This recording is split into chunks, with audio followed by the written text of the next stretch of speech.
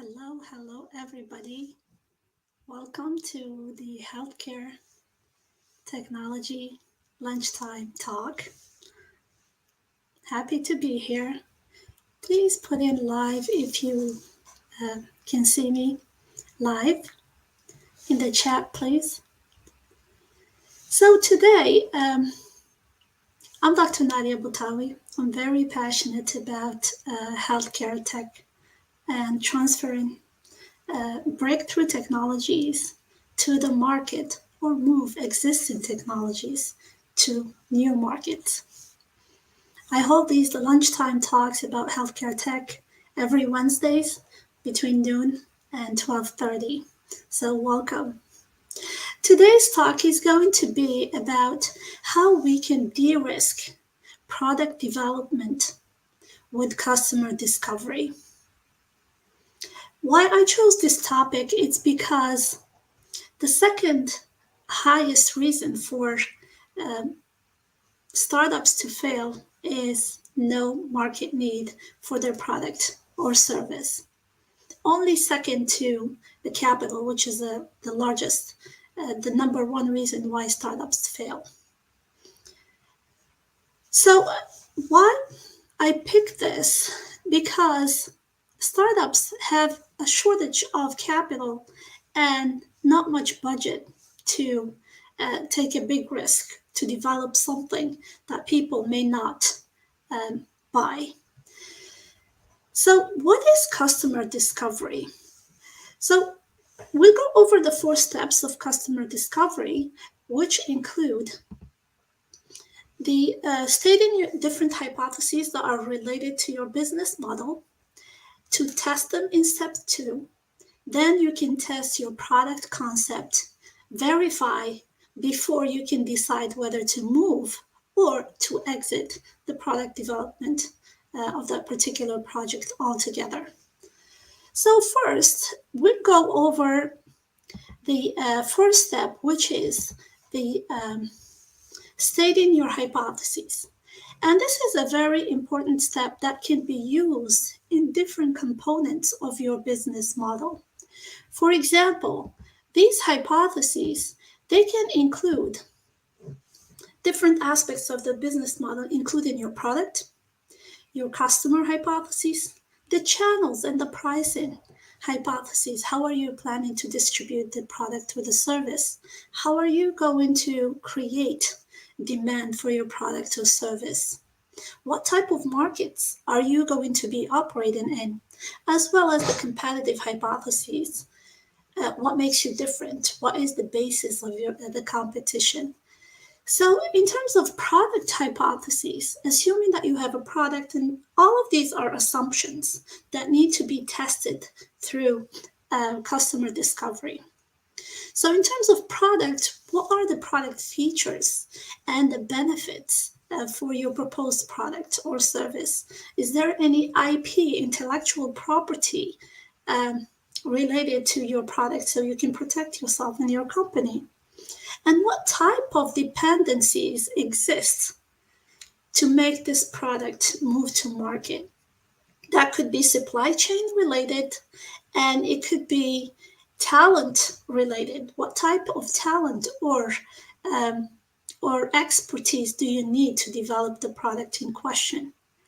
What is the schedule for that is tied to your product or service? And more importantly, what is the total cost of adoption for your product? Next, and most of the talk would be focused on the customer hypothesis, is what type of customers are you aiming to serve, or the problems that you're trying to solve for them? You go even deeper to go into the day in their lives, and later on we can go into how do you develop your map related where your solution is going to be operating. So the next, okay, I'm getting like a message here about my laptop. There you go. So the next hypothesis you need to test is for customers. So we focus on that for most of the remaining of the talk today.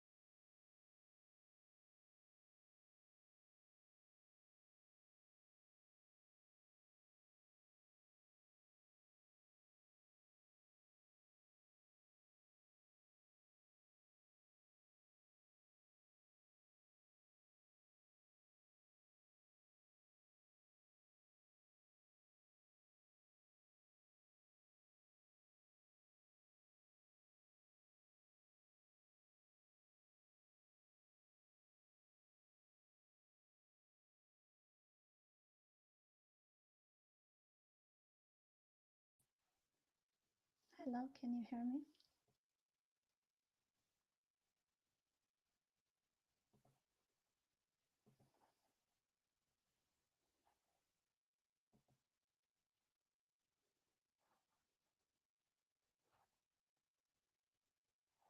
Can you hear me?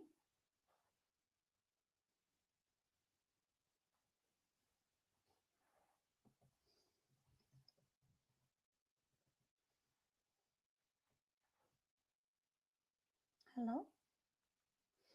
Yeah, I had a connection issue here. If you can hear me, I am back. Hello? If you could put in the chat, if you can see me, I can get started again. Okay, great. Sorry about that technical difficulty, and thank you for your patience. So yeah, going back to this idea of putting hypotheses to test different components of your business model is very important in terms of validating all the assumptions related to your not only your product or service, but the business model altogether. So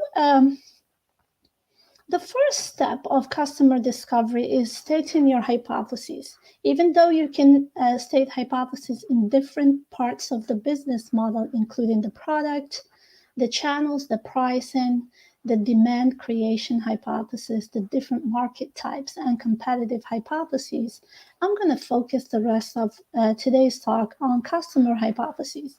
Who are the type of customers you're trying to serve? What type of problems they face, what is the organizational map, as well as the customer influence map that is related to your product or service. How would you justify your pricing to them? What is the return on investment for your customers? As well as you try to determine what are the minimum feature set that you can use in your product concept stage. So in terms of, let's say for your product, you can, one example, for example, you can say, my product solves X problem for this type of customer by your solution. So this is like the general framework that you can go and use for your particular product or service right off the bat from this lunch talk. Why is this important? Because not having an understanding not only how the actual problem is being experienced, what the actual pain points are, and where the ecosystem, where the solution you're proposing is going to be, is so important, especially in healthcare. For example, I'm going to give you an example of a company called Lantern. It was a mental health startup. Uh, it was operating for 6 years and went closed in 2018 after 6 years of operation. And they raised a lot of money. So the money, it wasn't the issue to them. There is, in fact, $21 million total to date before they closed. Their problem is that they tested different routes how to get to their customers. They tested direct to customers, direct to employers, and then they went for the health insurance route. So they went for their target customers as the health insurance companies who would pay for that.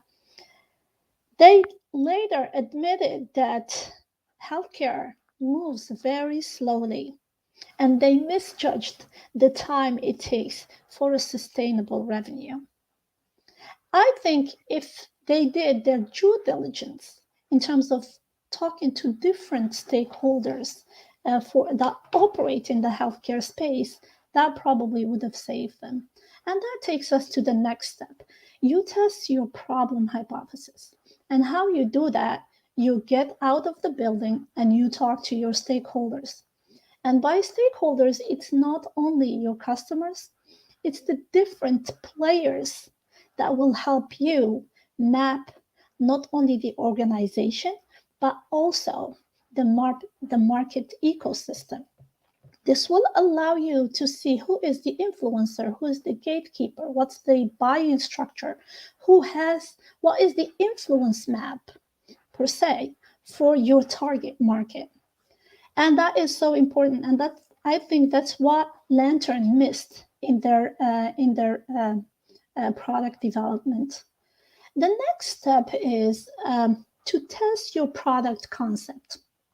So first, we talk to our customers and we found what their pain points are. You go even deeper into a day in the life of your customers. You basically live what they live to see how they actually experience different pain points through their day, to see how your solution could fit within their existing workflows. And in healthcare, it's not only the product. We know that healthcare has a lot of pressure on them. There is a lot of burnout for healthcare providers. So it needs to fit seamlessly within the existing workflows that the insurance will pay for it, or the payers. Who are the payers for your solution? And that's so critical.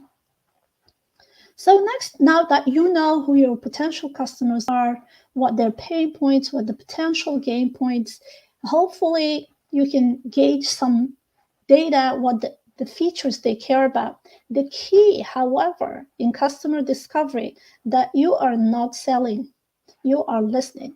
So you listen to gain a 360, because a lot of times, and I've seen that over and over with healthcare tech companies, what they assume the problem is not the actual problem that their customers or end users experience. So go into it, but without the intention of selling your product or service, because it's going to anchor your interviewees, and that's called confirmation bias. So next, what you do is you test your product concept. Now that you've gained some information from your customers, you evaluate, you do a presentation, a product presentation, you update the problem and the solution fit. You may need to go back to your some of the customers to talk to them even more, to gain more information about the minimal features that they care about, so you don't have all the bells and whistles in your product before you test it. So that's what's called the MVP, stands for minimal viable product. And then you test again. The next step is you verify. The last step of the customer discovery is that you evaluate data from the customer discovery stage as well as the product concept stage. This evaluation involves multiple steps. The first thing is what you do is that you verify the problem, that your assumption of the problem still holds, or if you need to tweak it based on feedback from your different stakeholders. Um, for example, I'm going to give you an example of a company without naming their name. They had a solution for hair loss during chemotherapy. And in talking to different stakeholders, including a large healthcare system, we found that in order to adopt that solution, the other competitor had to provide a technician to do all the work before using the equipment because that large healthcare company was not willing to put in an extra time and pay somebody who is already stretched too thin to provide that solution. So, in knowing the constraints of your actual user, can help you design your go-to-market strategy. You can also verify the product, what the features that they really care about, what features can you prioritize in your development so that you can roll out your MVP and gain some insights and tweak as needed. As I mentioned, this hypothesis stage involves 6 different types of hypotheses that you can test different parts of your business model. These 6 include the product hypothesis. The second is the customer hypothesis, and that's what we focused on into gaining 360 information from your customers. And the different channels and pricing hypothesis. How do you plan to create demand for your product or service? Are you going through online advertising, targeted ads? Are you using influencers and so on? So these are hypotheses that you also can test using customer discovery. What are the different market types that you need to go to? And Lantern made a mistake in that because they assumed they went all into the insurance side, but it didn't pan out. So the question is, are you going through an existing market, or are you segmenting, making a new branch into an existing market, or are you entering a new market altogether? So the next, are you using like what's called the red ocean versus a blue ocean strategy in terms of creating that market demand for your product and service, especially if it's a new technology that perhaps your customer doesn't know they need yet. And the last hypothesis is about competition. You always keep an eye on your competition. What makes you different from other products or services or competitors out there that are already providing something similar to what you're offering? So once you validate data from steps 2 and 3, then and you analyze your assumptions. Do they hold? Can you tweak them and retest? Or, which is a very valid route too, can you pull the plug on the product or the service once you don't find that there was a viable route to get it to market or a viable market need for your product or service? And in doing so, it's kind of counterintuitive, but it freed up a lot of resources, both human resources and capital, so you can refocus on something else that has a higher chance of getting to market faster or having a higher adoption rate. So, as I mentioned, I'm very passionate about moving healthcare to new markets, and that's why I focus on helping healthcare tech companies move their existing technologies to expand to new markets, so they can help more people that they intend to help. So if you are a healthcare tech company that needs help in this area, you can go to my featured section on LinkedIn and book a 30-minute free consultation with me so we can see how to evaluate your next to market expansion for your healthcare tech technology. And with that, I think those are all I had to cover, how we can de-risk technologies and product development by using a framework that includes 4 steps for customer discovery. To recap, those customer discovery principles can be applied to different components of your business model, because all you have is assumptions that need to be validated somehow. And this framework can help you do that. These, in terms of customer discovery, it has 4 steps. The first is stating your hypotheses. The second is testing the problem hypothesis. The third step is test the product concept. And the fourth step is to verify your assumptions and your results from steps 2, which is customer insights, and step 3, which is product concept. Then you can decide whether to move or pull the trigger on your product or service development. And with that, I'm going to go into to see if there are any questions. Please leave them here in the live. If you're watching this on a recorded session, you can go ahead and leave your questions too. I will go back after the live and answer them then. And with that, I'm going to go over some questions here.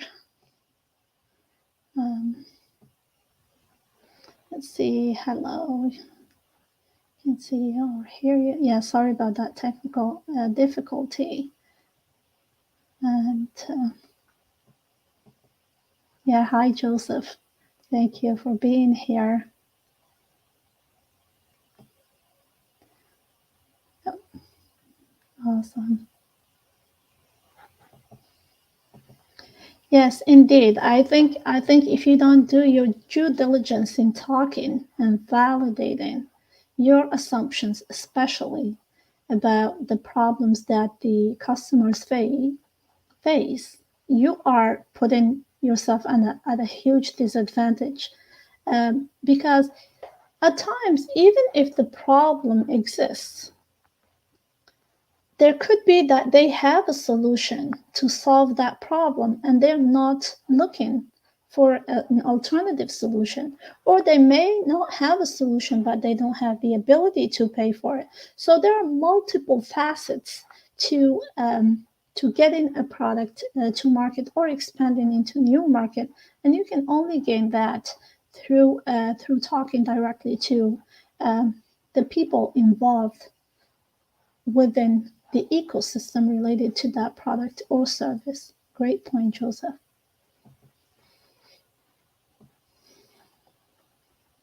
Okay. Awesome. Well, thank you so much for being here, for taking time to joining me live. I really appreciate it. And thank you if you're watching on the recorded session. You can leave questions in comments, or you can go to my featured section if you need help moving your technology, expanding to new market. You can go to my featured section on LinkedIn and book a 30-minute free call with me to evaluate your technology. And with that, thank you so much, and I will see you next week. I'm very excited to have a guest on next week, so tune in and have a great day.